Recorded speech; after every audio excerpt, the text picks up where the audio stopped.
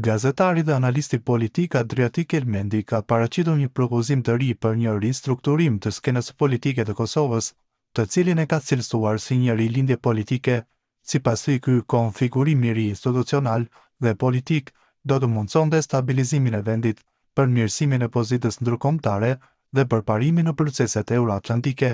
Në një postim të publikuar në rrjetet sociale, Elmendi propozon që Lumir Abdixhiku, kryetari i Lidhjes Demokratike të Kosovës, ta marrë postin e kryeministrit. Sipas tij kjo do të reflektonte respektin që kryeministri aktual, Albin Kurti, ka treguar ndaj Abdixhikut dhe LDK-s në përgjithësi.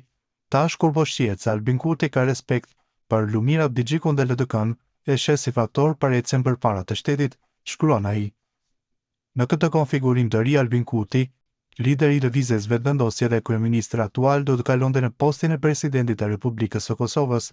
Elmendi sugjeron se kjo do të ishte një mënyrë për ta përfshirë Kurtin në mënyrë konstruktive në jetën institucionale të vendit, duke ruajtur peshën e tij politike, por në një rol më unifikues dhe institucional. Për pozitën e kryetarit të Kuvendit të Kosovës, Elmendi propozon Memli Krasniqin, kryetarin aktual të Partisë Demokratike të Kosovës. Ai vlerëson se Krasniqi do të mund të udhëhiqte Kuvendin me një qasje institucionale që do të ndihmonte në ndërtimin e konsensusit politik. Ndërkohë Bedri Hamza, një figurë me përvojë në menaxhimin financiar, shihet si zëvendës kryeministër dhe ministër i financave, një pozitë kyçe për zhvillimin ekonomik të vendit. Ky ristrukturim institucional, sipas Elmendit, do të duhej të paraprihet në një marrëveshje e gjerë politike mes partive kryesore në vend.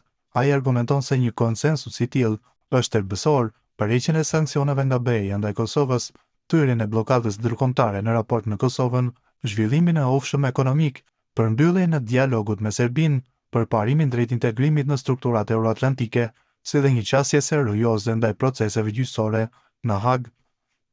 Sipas Elmendit, një formulë e tillë do ta respektonte vullnetin e qytetarëve dhe do ta reflektonte një pjekuri të re politike, secila votë e popullit është e vlefshme, kështu do të respektojë vullneti i votuesve dhe zhvillimi i vendit, përfundon ai. Ky propozim ka ngjatur diskutime në opinionin publik dhe në çarqet politike, duke u parë si një thirrje për maturi politike dhe bashkëpunim ndërpartijak në një periudhë shumë të ndërlikuar për Kosovën.